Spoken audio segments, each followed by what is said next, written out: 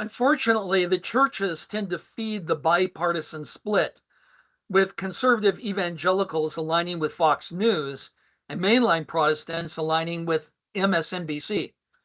I don't think that we should be like St. Benedict and hide out in a monastery, in spite of all the good that did throughout history, nor should we be like Boniface and chop down the sacred groves dedicated to Thor.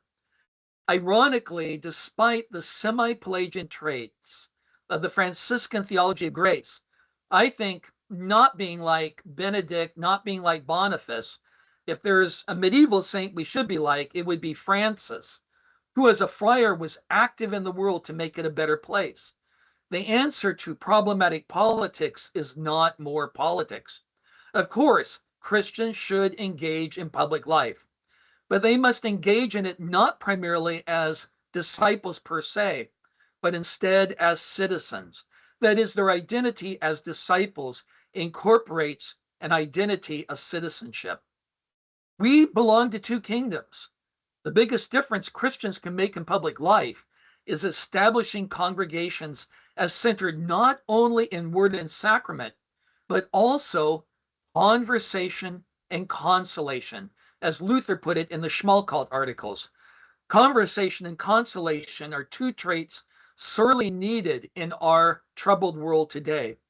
We need not buy into the illusion that if we get politics right, the world will become an Eden. Utopia remains an illusion, not a goal.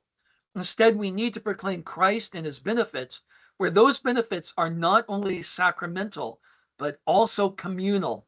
Lives are changed not primarily through political action, which tends to pit one group against another, but instead helping the needy, mentoring the young, sustaining the elderly.